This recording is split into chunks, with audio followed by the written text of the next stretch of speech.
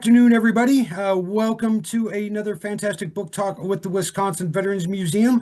For those of you who don't know me, my name is Eric Wright. I'm the education director here for the museum, and I'd like to welcome you all today for our talk with Dr. James Marten about his newest book, The Sixth Wisconsin and the Long Civil War.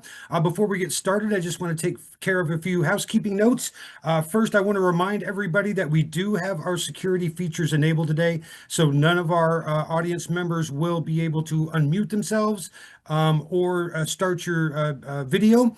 If you do have any questions for the author as we're going through the presentation today, please use the chat function at the bottom of your screen. Send those questions directly to me, to Eric, and I will populate a PowerPoint with all those questions that we will look at the end of the presentation. So please, if you have questions, use the chat function and send those questions to me via the chat. Also, I would like to thank the Wisconsin Veterans Museum Foundation for their continued support in all the free virtual programming that we get to do, not only with these fantastic book talks, but with our trivia nights, our movie discussion nights. The Wisconsin Veterans Museum Foundation has always been a fantastic supporter of all of our virtual programming. So I would like to thank them, and of course, support for the foundation coming in the memory of General Albert Wilkening. So thank you to the Wilkening family as well for their continued support.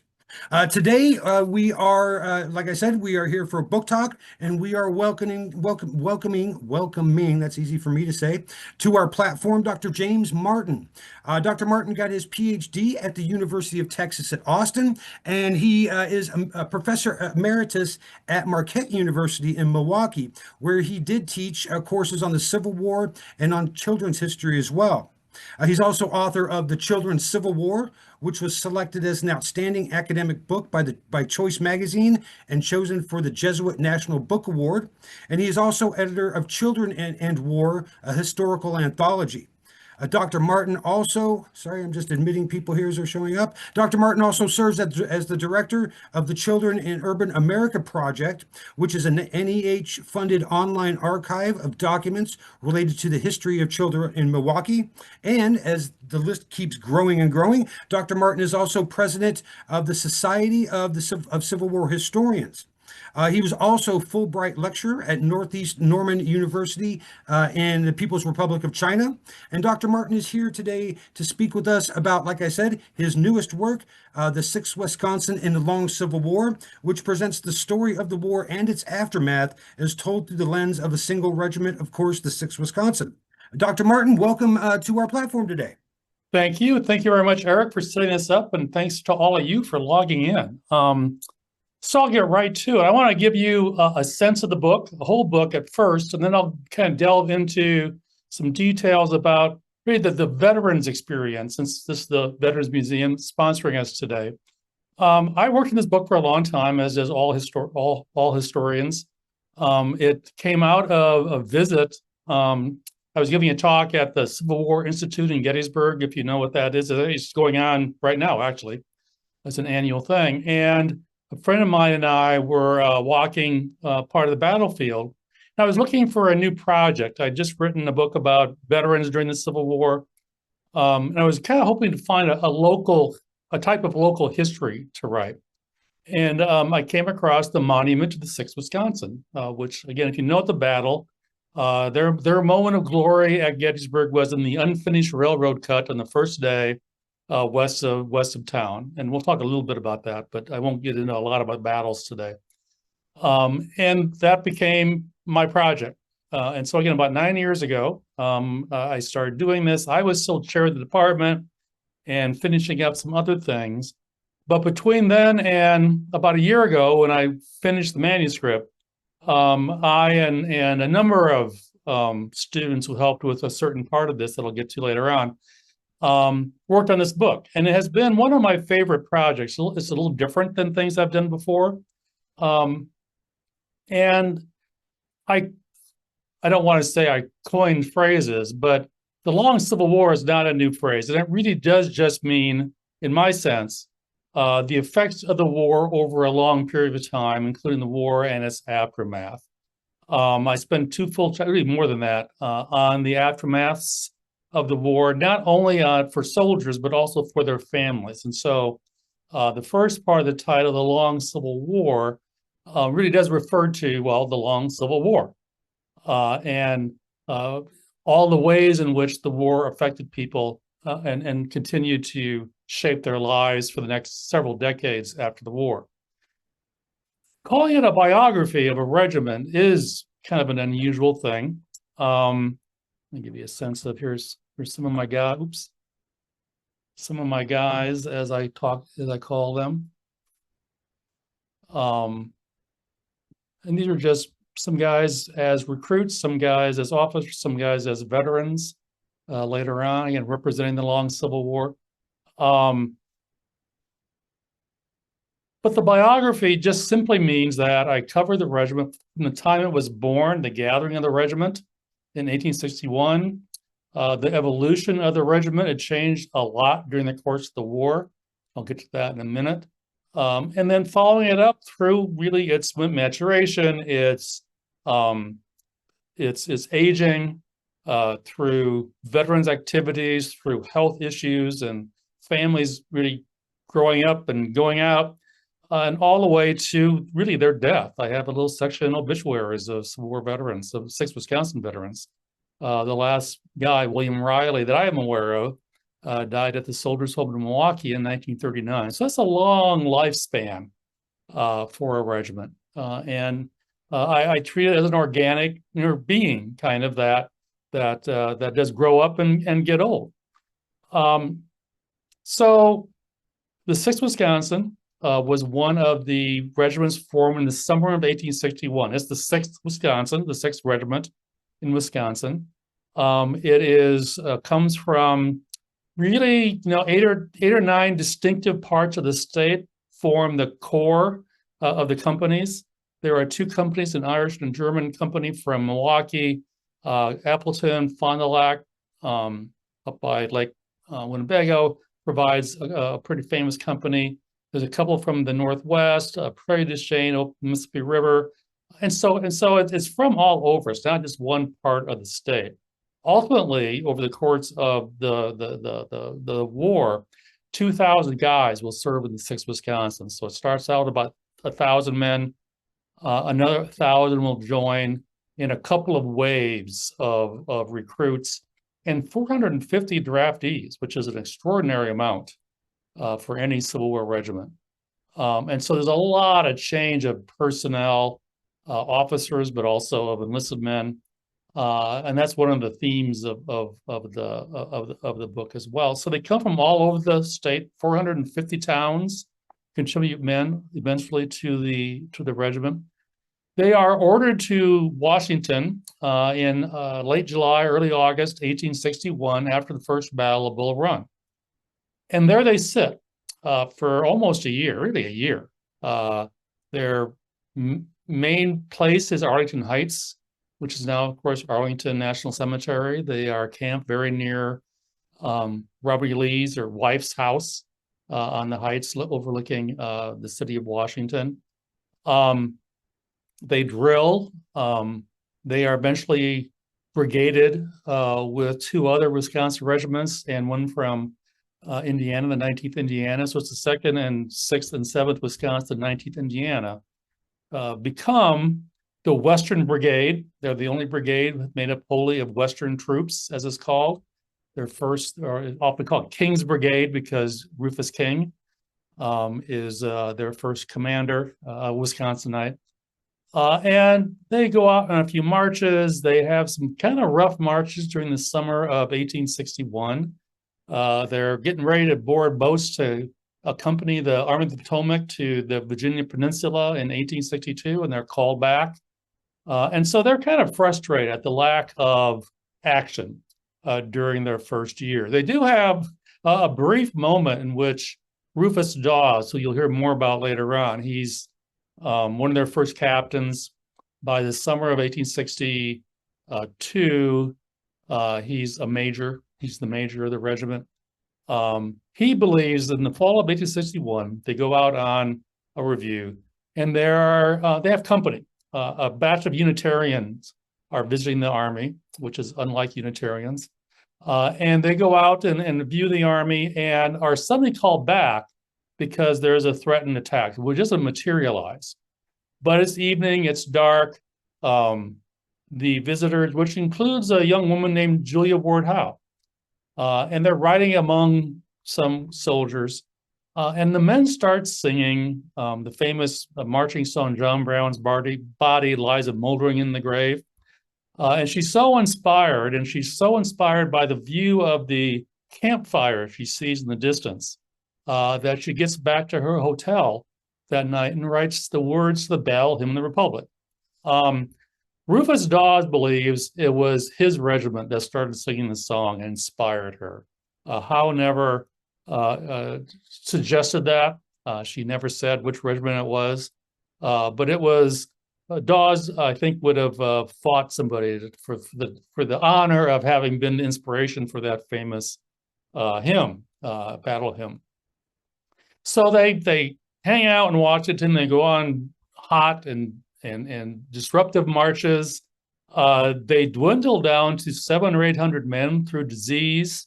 Many men die. A number of them are discharged for measles and dysentery and various kinds of typhus, and waited over a year to get into their first battle. And then suddenly, on August 28th, between August 28th and September 17th, they fight 4 battles in 6 weeks. Starts at a very small battle called Gainesville. They call it Gainesville for the rest of their lives. It becomes a precursor to the Second Battle of Manassas. And then they fight South Mountain, which is a precursor to Antietam.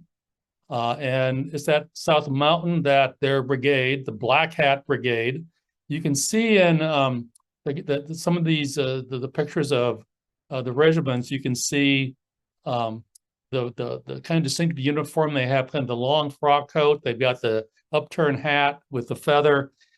This is the old Army uniform, U.S. Army uniform that their commander by this time, John Gibbon, dressed them in. So they call the Black Hat Brigade until South Mountain, when they start becoming called the Iron Brigade, and they earn their really famous nickname. This is a sketch by Edwin Forbes, who's I actually didn't find this till after I was done with the book. This is Gainesville. This is just west of Manassas.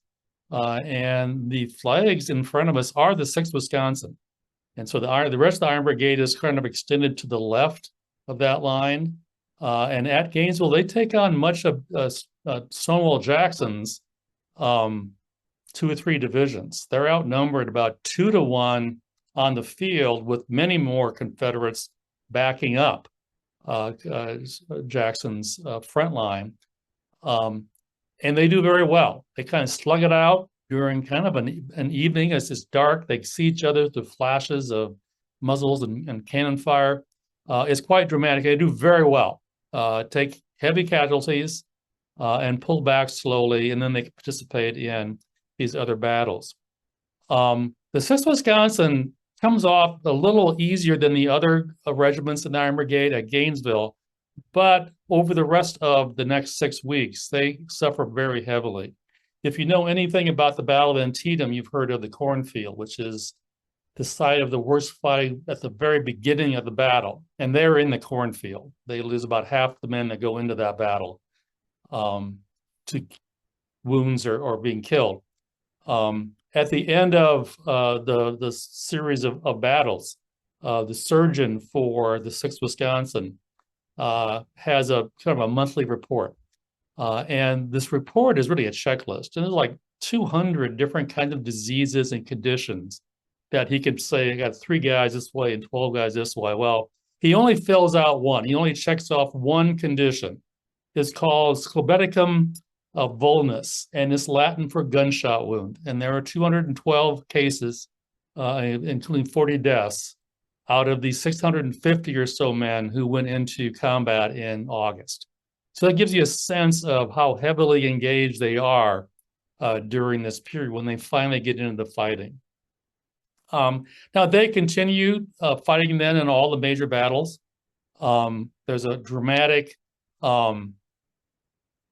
cross-river attack during the opening days, really, of the Chancellorsville campaign.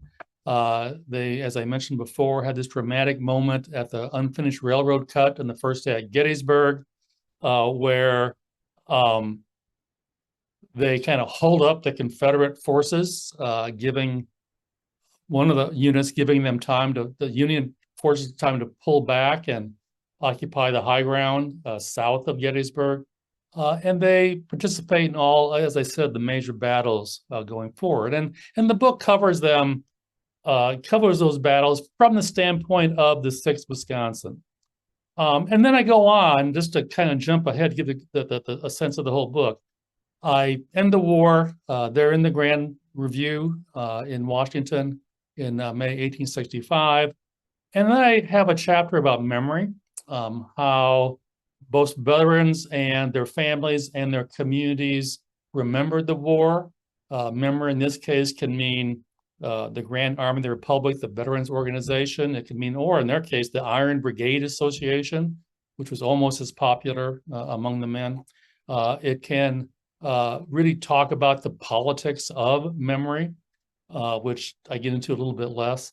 I spent a lot of time on health. And in this case, I talk a lot about pensions and the information that one can gain from pension files, where the soldiers, their spouses, their neighbors can testify under oath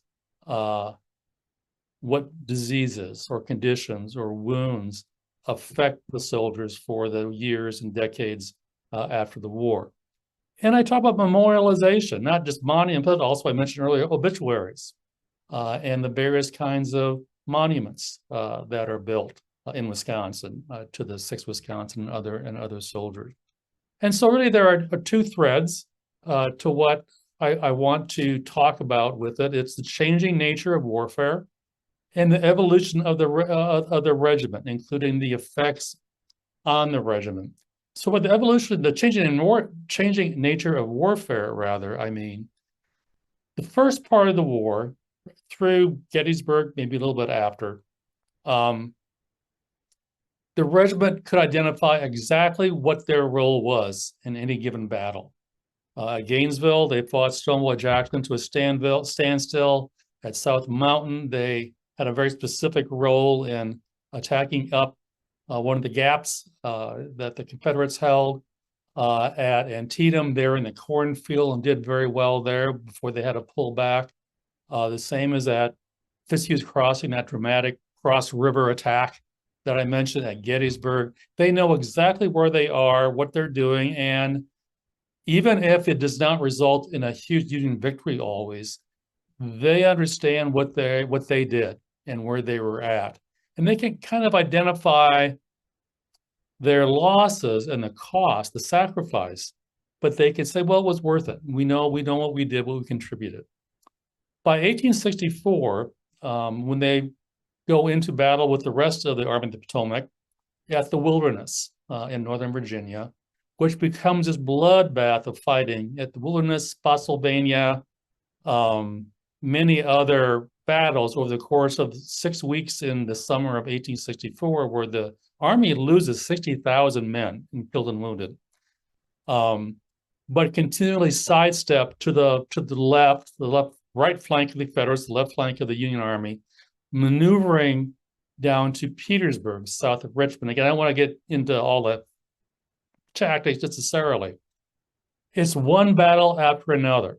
And the 6th Wisconsin, really no Union regiment, can really identify their contribution. At one point, Rufus Dawes and a few other officers, they get together, they have no idea where they are. The men can't identify landmarks. Nothing really means anything to them. The only way they really can measure victory is by not getting killed, by surviving. And so that really changes warfare for them and the way they remember it and the way that really they experience combat. By August of 1864, they're down to 70 men out of the original 1,000, plus about 300 have joined in the meantime. And so it's just a threadbare skeleton crew that survives to that time. Many of the officers had either been killed or wounded or promoted or are going home. And so sergeants become captains and corporals become sergeants who command companies. And it's a really different organization, which becomes even more different when 450 draftees, as I mentioned before, show up in the fall of 1864. That's 1% of the entire number of draftees in the Union Army. It's a very unusual thing to have a one regiment get that many draftees.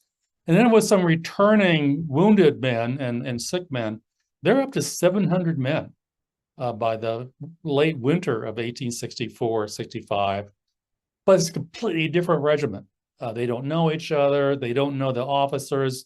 It just could not be more different. And they're less well drilled. They fight a few really sharp battles in late February and early March of 1865, rather. They do okay. They take very heavy casualties. In killed and wounded, the 6th Wisconsin loses about 30% of its men. Whether or not you're drafted or you're one of the early enlistees, those cohorts have the same casualty rates, pretty much. Overall, the regiment will lose about 50% of its men to being killed, wounded, or discharged for illness over the course of the war. But the evolution of the regiment is pretty extraordinary during that time. So for the wartime period, those are the two big threads that I emphasize. Now, one of the things that I just want to point out, the heart of the research for this is actually a spreadsheet, and you can see part of the spreadsheet there in the upper left of this screen, is a 24-point database spreadsheet of all 2,000 guys. It's almost exactly 2,000 men will eventually serve. And if you can read that, you can see this isn't quite the whole thing, but it has lots of data points, dates of birth and death, rank in, rank out, casualty situation, occupation before and after the war, if they're married, if they weren't, where they moved after the war, when they got their pension, and were in a soldier's home, lots of stuff like that. And although much of this information came from newspapers, or I looked at 300 pension files too, which is full of information about, and we'll hear more about pensions in a minute. But Ancestry.com became kind of the go-to source. Many of you probably have done some Ancestry research, and you know that the strengths of Ancestry is that it's actual documents that you see, and probably the thing that you recognize, if anything, is the census, which is the lower right-hand corner on your screen. That's just a random page from a census return. But there's many documents that refer to very specifically veterans things. So the lower left-hand corner is a portion of a pension card. This will be the basic information about someone's pension. I don't know who this is, but the date of the pension being filed, the application number, the certificate number, which you need to get the pension file, the National Archives. This guy happened to also serve in the 2nd Wisconsin Cavalry, but also the 6th Wisconsin Infantry. If he had a widow when he died, she would have gotten a pension. That information would be there. And so it also says where he lived when he applied for the pension. It has ranks on there. And so there's a lot of basic information from that. In the upper right-hand corner is part of a page from a record of a National Soldiers Home, the National Home for Disabled Volunteer Soldiers. That'll have name and rank and various units, how they were disabled, when they went into the home, or when they went out, or when they died, what their pension was, who their next of kin is, things like that. And so, again, over the course of several years, we slogged through all the guys, and we got something about everybody. And this becomes the basis for a lot of the information about the long Civil War. and so forth. So um, the strength, of course, is the number of documents you can get. And again, they're the original documents, not paraphrased. The weakness or the quirkiness is that there are a lot of men named William Jones. And so you've got to kind of really dig through the various documents. You might get 3,000 hits on one search, and most of them are not the guy you're looking for. And so that's why it takes so long. But it's an extremely useful source for this kind of research. I just want to mention the pension files. When you applied for a pension, you had to prove, first of all, that you were in fact disabled, so disabled you could not make a living at manual labor. Doesn't really matter what your job is or career is. The key is you can't make a living hauling bales or as a carpenter or other manual labor. And you had to prove that your disability came from your military service. And so you can't have had a rupture before the war, and that's not going to keep you out of the Army in 1861 versus 1864. You had to have gotten that rupture doing something during the war. And most pensions are awarded to men who were sick or injured in non-combat roles. Ultimately, most people who apply for a pension get one. About 60% of the men who served in the Union or in the 6th Wisconsin got pensions. It's a massive part of the federal budget. It's the largest single line item in the federal budget by the 1890s. And so it's a very big deal. And they're very long. They can range anywhere from 30 pages or 30 documents to 150 or 200. And they're forms you fill out, they're affidavits that you swear before a county clerk, lots of different handwriting, lots of different terminology, lots of applications for re-rating, as it's called, or increases in pension. So they're very messy files. They come in the original brown folders. So it's kind of fun to be there. I spent about 10 days in the National Archives scanning about 300 files. And widows' pension folders are available as well. Those are actually available online in an Ancestry.com spinoff called Fold 3. And so there's what I love about them is that they tell the story in the words of the veterans, their family members, their neighbors who are trying to help veterans get these pensions. And so I'm going to turn to that process a little bit here, and just the long Civil War being about health and about the difficulty that some men had in dealing with the government becomes really a part of their long Civil War. And so one of the most remarkable examples of veterans' benefits, I think, from a guy from the 6th Wisconsin is Peter Moorbacher. He's one of the last men to join the 6th. He actually was hired as a substitute. So he was paid by a draftee in the spring of 1865 to take his place. And he probably got $400 or $500 for this. He was 18, so he just came of age. He did not join the 6th until April 1865, so the surrender had already occurred. They were probably on the march up to Washington from near Richmond when he joined them. Even then, he was sick most of the time. He was assigned to the regiment. He might not have even been with the regiment most of that time. But few benefited more from the pledge by the federal and state governments to care for veterans of the war. He'd never fought a battle, but by 1891, he was receiving a monthly pension for rheumatism and kidney disease. An 1890 law, huge change in the pension law, said you didn't have to have a disability due to your military service. You could just have served honorably, have an honorable discharge, and have some other disabilities. That really opened things up for a lot more veterans after that time, including Peter Moorbacher. He lived 45 more years after receiving the pension, dying at the age of 89, by which time he was getting $100 a month at his death. And for 20 years, he lived in the Iowa State Soldiers Home on top of the pension.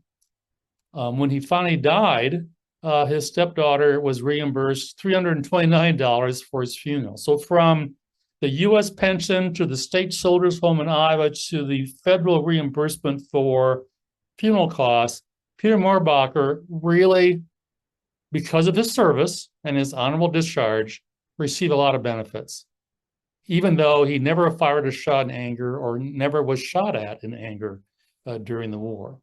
It's a very different story for this guy. This is Ferdinand Lauersdorf. He's a draftee. He joined one of the group of draftees. I think he was from Milwaukee. Many of the draftees are Germans. For whatever reason, a bunch of them came from Sheboygan, up the lake from Milwaukee here in Wisconsin.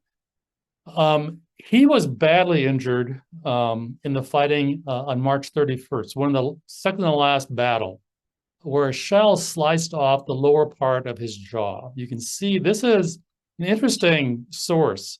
The text you see here isn't about him. It's about a different guy in the 6th Wisconsin. Surgeons for every regiment and brigade and division were asked to send samples of just like of pictures or of reports or of amputated limbs to Washington, which went into the museum, the Civil War Medical Museum, still exists, and went into a 7-volume book published called The Medical and Surgical History of the Civil War. And it was meant to become a report, but also kind of a textbook for really combat surgery, combat medicine. And so there's lots of charts and lists of various kinds of conditions, but also sometimes you can see here a paragraph about Patrick Wyman, who lost his right leg. He ended up dying of exhaustion and the after effects of the amputation. And it's heavily illustrated. And this is a drawing based on a photograph of Ferdinand Lauersdorf. A few weeks after his surgery, you can see he's growing a beard to cover up the scar. And I focus on him because, excuse me, he goes in the army, a perfectly healthy man. He's still a newlywed. He and his wife Maria are married about a year before he's drafted. I think he's a harness maker in Milwaukee. When he gets home, he lives for a long time, but he apparently, based on his pension folder and this file, and this is how I know this, he never ate a solid meal again, which in and of itself leads to all kinds of digestive problems and to kidney failure. He had difficulty talking, not surprisingly. His breath stank. He frequently went to the doctor who could only give him prescriptions of medicines that he used continually according to his file, including morphine. And so it's entirely possible that he's dependent on painkillers for the rest of his life. He barely left the house. From time to time, he's confined to bed. He couldn't bend over. He developed heart trouble, lost the sight in his right eye. In short, according to his physician, he was a, quote, constant sufferer. And as another said, a used up man. He apparently never worked again after the war. So the effects of the war have this ripple effect on families, especially widows. Didn't have children before the war. Before he went in, they do afterwards. But especially on spouses. Maria had married a healthy 28-year-old harness maker in 1863. A year later, she was married to a disfigured and completely disabled man who had lived for another 36 years. In her affidavit in 1898, she says she spent half her time, quote, caring for the personal and bodily wants of my husband, frequently having to attend to him at the nighttime when he usually rested uneasy. He couldn't lie down comfortably and so forth. His death 4 years later must have been a bit of relief for both of them. And this is one of the saddest stories. It's not the only one like this, but it just, I think, symbolizes the long Civil War in a very graphic way. Now, no one would have doubted that Ferdinand was a disabled man, dependent on his wife and for the government for his survival. A very different story is John Kellogg. Kellogg was one of the original captains of the 6th Wisconsin. He has quite a story. He's a lawyer in Mauston in Juneau County, which is northwest of Madison. And he survives the whole war at the Wilderness, the battle that I mentioned earlier where the fighting was very confusing. On the first day at the Wilderness, he was commanding the skirmish line ahead of really the entire Iron Brigade. And the skirmish line is this sort of loose line of soldiers going forward to kind of feel out the enemy. And during the course of the fighting, he and his men got into hand-to-hand combat with Confederate skirmishers. He's hit in the head with a muzzle of musket barrel or stock. He's knocked out. He comes to, and his men have pulled back. The whole brigade is pulled back. A Confederate regiment has overrun their position, and he's kind of surrounded. And he, in his memoir, and you see the title page for his memoir, he says he decided he wasn't going to be able to capture the Confederate regiment around him. And he kind of stumbles around. He's dizzy. His head is bleeding profusely. And he comes across a Confederate colonel in charge of this Confederate unit around him. And the Confederate colonel says, "Do you know where the Union forces are? I have no idea what direction we're going." So they're just as confused as Kellogg is. And Kellogg says to him kind of dizzily, "Well, what direction did they go?" He said, "Well, over yonder." So, "Well, I guess that's where the Union forces are then." And they agreed that that was the case. And so Kellogg is a captive of the Confederates for several months. He tries escaping several times, finally succeeds, and he makes it to Union lines in November of 1864. He's sent back to Wisconsin. He's promoted to colonel and given command of the 6th Wisconsin. He's one of their last commanders. And he actually is the last commander of the Iron Brigade. He returns to Virginia with most of the draftees when they're sent to join the company. And so he finishes out the war. Even when he gets back to the regiment, and he talks in his memoir, which is published after his death in the early 1890s, and as a series of articles before his death. He talks about he didn't know anybody, all the officers were gone, and and they kind of wonder his hair had turned white. He was like 30 years old when all this happened. Very distinguished looking there, and you can see him in his colonel's uniform with the eagles on his shoulders. When he returned to the regiment, the surgeon of the regiment called him being much emaciated and somewhat feeble.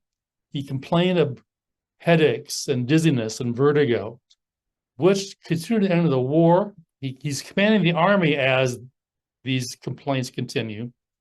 And in fact, the symptoms continued for the rest of his life. Another doctor after the war described his frequent attacks of pain, partial blindness, and unsteadiness. He could not stoop over to pick up objects without having an attack, which seemed to begin at the depression of the skull, which had, caused by the injury in the first place. Like other physicians, this doctor believed that Kellogg's skull had actually been fractured. And indeed, Kellogg died 4 years later, in the late 1880s, at the age of 55, from the effects of neuralgia, according to the surgeon who tended him during the last few years. The pain had spread the injury from his neck to his shoulders, and eventually to his heart. It was so intense that he became delirious, and opiates wouldn't even deal with the pain. So most people, because Kellogg worked as a lawyer, he was very active in veterans activities in the GAR. He was an officer in local GAR and the state GAR. He gave speeches. He was a pension agent in La Crosse, near where he lived. Most people would not have known that he was disabled, but he was really almost as disabled in his own way as Ferdinand Lauersdorf. It was just more invisible in his disability. Pensions became a lifeline, but also a great source of information for historians coming later. I'm going to move on to two versions of the long Civil War to close out here, so there's time for questions.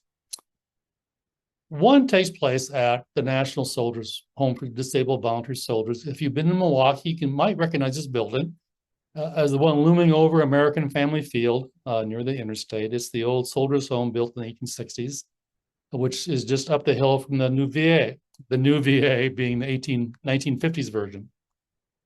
In 1898, a journalist named Orlando Burnett visited to do a report on the soldiers' home. And again, something like 5 to 10% of 6 Wisconsin men ended up in a soldiers' home, either state or federal, either in Milwaukee or elsewhere. And so soldiers' homes become part of the long Civil War. And he reports on all the modern hospital things and the bowling alley and the temperance club and things like this. But he's struck when his guide and he pauses at the foot of a hospital bed as his host drones on about the convenience of having a card with the patient's medical and personal information attached to the bedpost. When he dies, we have here all his record, the guy says, as though the patient's already dead. Burnett notices that the patient stirred uneasily. The oblivious guide went on to talk about the man as though he were already dead, as I said. Burnett learned that the man had served with the Iron Brigade, the 6th Wisconsin's unit. The man on the bed must have been somebody once. Women had once admired his fine lined face and kissed it, wrote Burnett. The man had once been young and full of fire. He had marched from home with shears in his ears, and he had seen the foe. He had thought great thoughts on picket duty under the stars, and he had done a man's work in the world. But now he was rather a tired child, this big old man who once marched with Gibbon and Bragg, both commanders of the Iron Brigade at one point. And as he lay on his pillow, the white bedclothes wrapped about his thin, gaunt frame, he seemed to want nothing of God but a chance to sleep for 10 million years. This poor slack-jawed veteran in the Iron Brigade might have been the 6th Wisconsin's Stephen Bennett of Company B, who was in the Northwestern branch of the home in Milwaukee and died in 1898.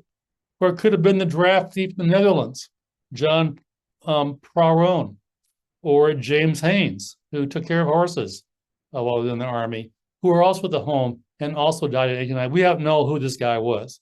In any event, few contemporaries captured better than Burnett how the long Civil War ended for many old soldiers. And then finally, Rufus Dawes. Rufus Dawes, as I mentioned earlier, was an original captain, ended up becoming the commander. He actually commanded the brigade in an acting capacity at both Antietam and Gettysburg, became the official commander during the terrible fighting in the summer of '64, and he published a very famous memoir that many historians use, the Service with the 6th Wisconsin Volunteers. You can see the guy on the left, he was a 22-year-old captain in 1861. On the right, you see him as an older man living in Marietta, Ohio, his hometown. In the centerpiece, and some cadets from a local military school surround him, along with, I think, one of his sons and some grandchildren, one of whom is named Rufus. Dawes had always been pretty self-conscious about his role in the war. He was a successful businessman in Marietta. He was an enthusiastic member of the GAR, loved having family around him, and he served one term in Congress in 1881 and 82. And in late 1881, taking a break from his duties at the Capitol, Dawes visited Arlington National Cemetery to worship at the shrine of the dead, as he put it. His mission was to find the graves of My friends and comrades, poor fellows who followed my enthusiastic leadership in those days, followed it to the death. He's writing this to his wife, following it to the death, which I, by a merciful providence, escaped. On an April night in 1861, about 28 guys had signed a pledge to serve the Union. Many of those guys ended up in Company K, Dawes's company, and a number of them were killed during the war. And these are the guys he's looking for their graves. And he finds them. There's about 24 of them out of the 16,000 men buried there at that time. And it made him think very hard about the past, on his youthful enthusiasm, on the ways in which the war had tempered that enthusiasm and really shaped his ambition. He remembered as a young man his ambitious imagination, looking out over the Potomac River from Arlington Heights. Again, they camped very close to where these men were buried. And had builded castles, he wrote, of the time when I might take my place there. He remembered at least thinking maybe he'd be in Congress someday. Now at middle age, with enthusiasm sobered by hard fights and hard facts, he stood with uncovered head at each of the graves of his old comrades who had died during the war and thought differently about ambition and service. Their deaths, their lives actually, had inspired him to run for Congress, to stand for all they won, establishing our government upon freedom, equality, justice, liberty, and protection to the humblest American. For what they died, I fight a little longer. That was how Rufus Dawes thought about the long Civil War. It's natural when you spend 9 years with a single regiment, when you learn about their wives, their families, their jobs, and their pastimes, their accomplishments and disappointments, to start thinking about them as, my guys. It's exactly what made this project meaningful to me, and I hope to readers. They were veterans far longer than they were soldiers. And to understand either phases of their lives, we need to explore both in equal depth. So that's what I have for you today. And I think Eric has been capturing some questions that you might have, and I'm happy to answer them. I really like that quote that you used right there at the end. They were veterans far longer than they were soldiers. That really just kind of paints a great picture of what this book is about. And not only the 6th Wisconsin, but that could be applied to veterans from any conflict. And we really don't think about it that way. I just thought that was a great way that you summed that up at the very end there, James. Thanks. If you could stop your screen share, Oh, I will bring up the PowerPoint and we'll get to our questions here from our audience members. Let me start my screen share. Here we go. Can you see my questions there? Are they up? yeah. Very good. The first question, and I'm also running into space issues here. What was the one thing that surprised you the most in doing your research for this book? I think because I'd never really looked at them before, I think the pension files, that's not a thing. It's kind of a methodology. I was really taken by how interesting and from a historian standpoint, fun. Historians love sad stories, especially if you're doing things about children and veterans. And so that was an amazing kind of resource for me. And if not a surprise, certainly the most fascinating thing in doing the research for the book. Okay. And then a lot of those are available online. Again, the widow's pensions applications are available online in Fold 3. You get it. So you actually have a certain person in mind. If you know the regiment and company, you go right to them. They're organized by regiment and company. I think all of the states are represented. They may all be on there. I'm not sure. All the Wisconsin ones were. Pardon me? Did you find it easier doing research on Fold 3 as opposed to using the other sources you used? Well, different things are available. Oh, okay. So I got you. So, I mean, it's easier to have the whole folder there in front of you. Sure. It's just easier than scrolling through. But otherwise, it was fine, but it's just easier to read in person, I think. And ancestry was the other one I was trying to think of. The one versus the other. I've heard historians say they prefer one over the other, but you're right. If you're looking for specific things and they're only to be found here or there, then that's the way you have to It go. would have taken me 100 years to do what I did on Ancestry because census files are on microfilm at best, Oh, good grief. and you get to know a county and everything, and you don't know where they moved to, after the war. And so you can find 6 decades of census returns for some of these guys. They've lived in 5 different states. There's no other way of doing that. So anyway, That would be that does sound problematic, or it could yeah. could lead to being a problem anyway. Let's see the next question. Move along here. When the Sixth was waiting so long at Arlington Heights, you mentioned that they were there for almost a year. What did you find that this had any effect on their morale? I think I put a real chip in their shoulder because they were getting into the action kind of late. I mean, there were a number of regiments that hadn't fought yet by August 1862, but for the 6th Wisconsin, they've been waiting a long time. And again, they were so close to going to the peninsula. Almost all of them said, they finally had the fight they've been waiting for. They'd never want to go into a battle again after that, but they were happy to have gotten it over with. So a chip on their shoulder, and they got kind of disgusted with generals. They are almost indescribably arrogant about their own skills. Before they go into battle and after they've been in battle, they are very happy with themselves as a regiment, which I got a huge kick out of. But I think from a morale standpoint, it was a little bit of disgust at the officers, especially, guys are dying. And there's no because no one, there's no vaccinations for anything. They get these simple diseases and die from them, and the regiment's just sort of dwindling away with nothing to show for it. And so kind of disgust and a chip on their shoulder. So both of those things are related to morale, but not their morale is fine, but kind of because of those things. Let's see here. Next question. Move along, please. There we go. Can you talk briefly about maybe ethnic or immigrant troops that served with the Sixth? Did that come up in your research at all?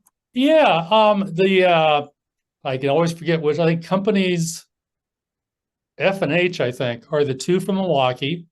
One was really a pre-war private militia company of mainly Irish immigrants or their sons, the Montgomery Guards, and the others were largely German. Now, I know the least about those guys. They don't show up as much in the records for some reason. I think it's because they're fairly recent immigrants, I think, and they aren't captured. Their names are going to be misspelled. That's the one thing about Ancestry as well. You have generations of people misspelling names. And so there's lots of ways of spelling Schneider, just a very simple name, you'd think. And so, but those are historically the two ethnic regiments. Now, they're identified as such as being the Germans are really good singers. 6th Wisconsin is a very musical regiment, supposedly. I don't do much with that in the book, but they talk about it. On marching to Gettysburg, on July 1st, in fact, they march to the battlefield and go right in the fight directly. The Germans start the singing and they march to that for a while. Then the Irish pick it up with some sort of slightly naughty Irish song. And then the Campbells are coming or drummed, and so they do it. And so you hear about that. One of the bigger, he writes lots of articles about being in the 6th Wisconsin. Mickey Sullivan, Irish, not surprisingly, and he's kind of a famous Irishman. And so yeah, I mean they pop up that way. The draftees are largely German. I know I mentioned Sheboygan, like 65 guys come from Sheboygan who are draftees, and they are almost entirely German immigrants. And so, I know something about a few of those. So yes, they come up. It's a fairly, I think 30% of them are immigrants, which is about I think it's a little higher than the average in the Union Army. The percentage of them who are German is much higher. Like 50% of the immigrants are German, which is higher than the average in the Union Army.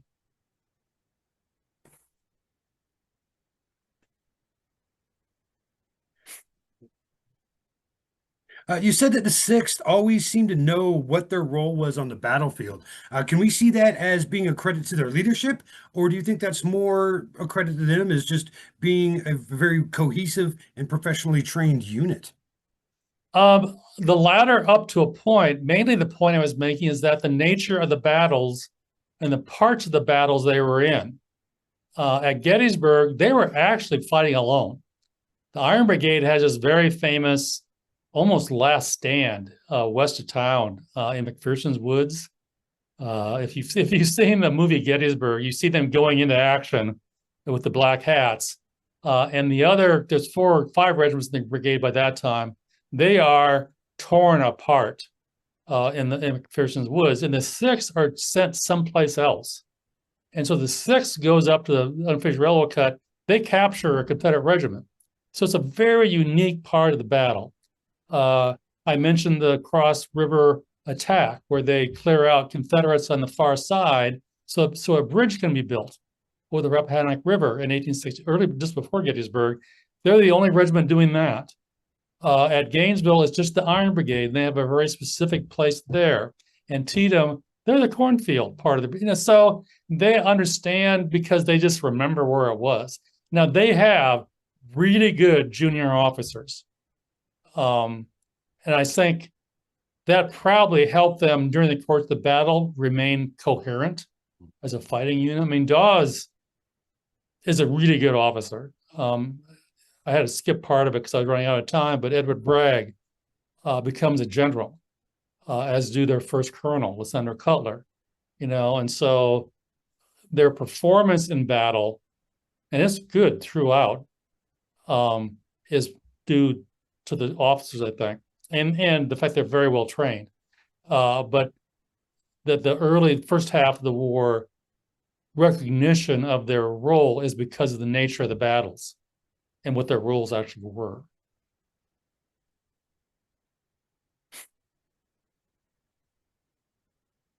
Uh, that database that you showed, is that something that you created, or is that something that's already done? And on either hand, is this something that is available for public consumption? Oh, I created it, all right. There's a bunch of them actually. Um, they are, if I don't have it right here in front of me. If you see the book, you'll see that, in fact, instead of trying to cite all those different ancestry documents, I do a few. Again, if you ever looked at Ancestry, you try to cite them, the URLs are about 4 lines long. And so they're impossible to use as, except in a few cases, as citations. This is an academic book. There are a lot of footnotes, although it's not, I hopefully not overly written as an academic book. This is an academic book. So I cite databases, this general one, the master database, and there's individual ones for individual bits of information, like the 4-year men. I have a database there.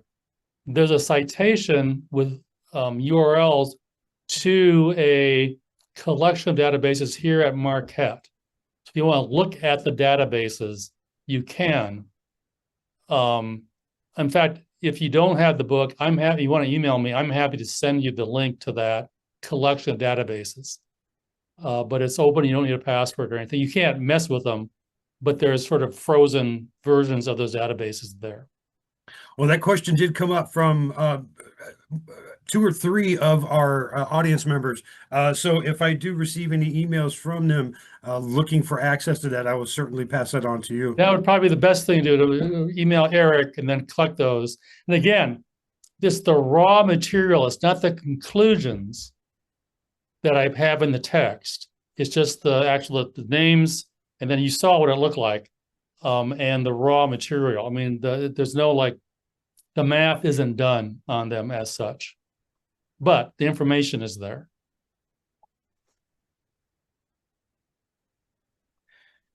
Let's see, I think this is where we left off. Major Dawes, as you showed toward the end of your presentation, he did have a famous Chronicle of the Sixth.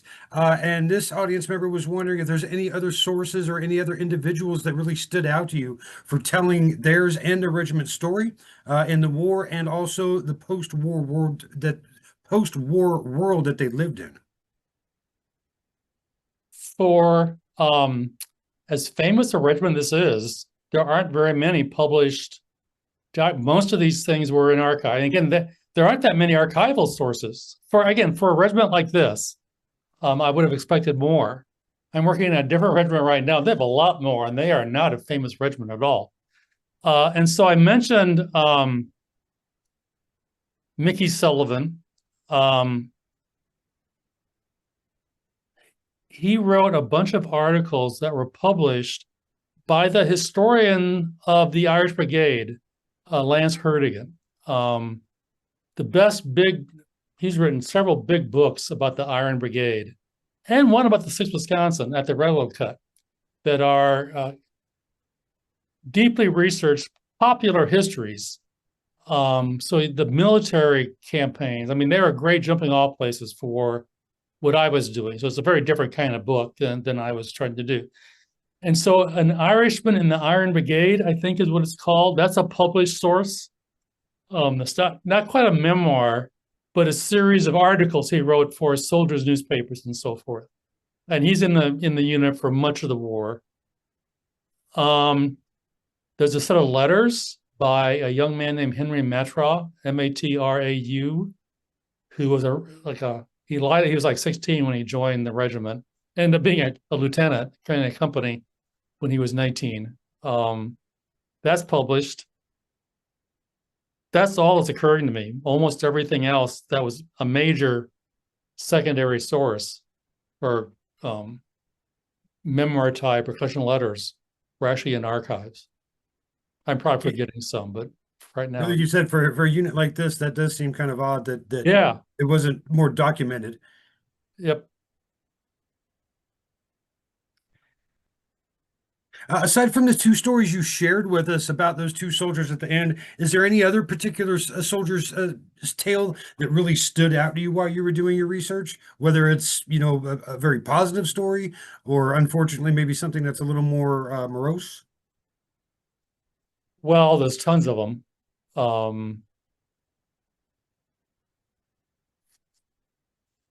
That's really now you're putting me on the spot a little bit here. For me to Our try to audience members are remember really good at doing anything. that. I mean, there's tons of stories. I think this Henry Matrau. I get a kick out of him. This very young guy who was from Michigan. There were like a dozen guys from a certain county in Michigan who seem to be going. There's no connection to Illinois or Wisconsin, but they seem like they go to Chicago.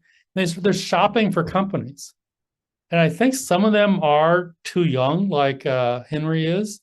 He finally finds a company in Beloit Rifles, which is an interesting company in the 6th Wisconsin, in that, like 30 of them, of the original 90 or so, are from Illinois. Beloit is right on the border with Illinois. A lot of them are from Rockford, which was like 20 miles south, 30 miles south. And somehow Henry talks them into taking him, and he's a little guy. And he has really good letters that he ends up in Lincoln, Nebraska.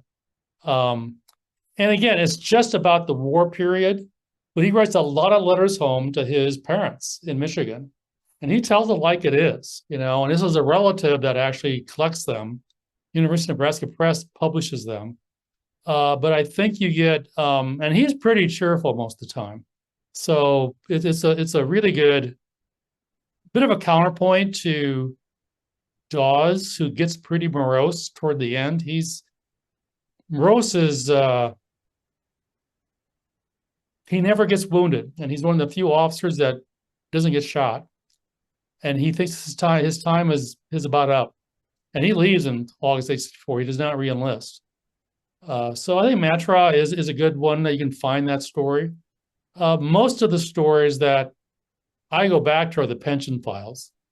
If there's a good pension file, You have a narrative that might last from 1865 till 1910, and it might include families. And again, I can't literally not name any one of them right now. Okay. But I wrote this book like a year ago, so we're finished. But there are a lot of really good stories in there. I And think by we have good, I mean sad. yeah. I think we have one question left here. Um, I can't remember if you mentioned this or not, but those this National Soldiers Homes buildings, all of them that you showed in that photo there in Milwaukee, all of them are still in existence, or is it just the main central tower? Many of them are. Okay. If It's my favorite place to go in Milwaukee. Again, it's right off the freeway, right by the stadium. In fact, if you're from Milwaukee, you probably know that back when the Braves were playing in Old County Stadium, they had bleachers up on the cliff, and you could watch about 2/3 of the game. You wouldn't be able to see right field or first base, but you could see the rest of the field. Um, and soldiers would go out there and watch that up to the 1960s, really, when they added some seats. There are about 20 buildings from the 1860s through the 1890s. I think the hospital was built about 1905. And they started to restore them. One of the great changes, because Old Main, which is the picture that you see, was abandoned. We moved here in 86. It was still being used then. I think maybe 10 years ago, some part of the roof collapsed. They couldn't use it. They were just using it for storage at that point. But kind of a miracle occurred, and 5 buildings were restored. Old Main, the old headquarters building, which is like a little 2-story building nearby, and 3 duplexes that were built for officers, as they were called, in the 1890s nearby. And they are still for staff at the VA. And the other 2 buildings are veterans housing. They're veterans who are either homeless or in danger of becoming homeless, is kind of the terminology used. They have job services, addiction services, and they opened maybe 2 years ago, I think, for that. So they're being used for the purpose that they were intended for, I guess. So that's extraordinary. And they restored them with a real eye for the history of the buildings. So a lot of the terrazzo floors are still there, and you can recognize the old building inside the new building. And it is the National Register. They couldn't change the outside. The outside. Now they have a plan to redo the chapel, the Ward Theater, a couple other buildings, and the governor's house, which until the last 10, 15 years, the head of the VA lived in. And again, all put to purposes that will benefit veterans. So yes, it doesn't look quite like it did back in the 1880s when it had 4 ponds and forests, and it's where Milwaukee had its 4th of July celebrations.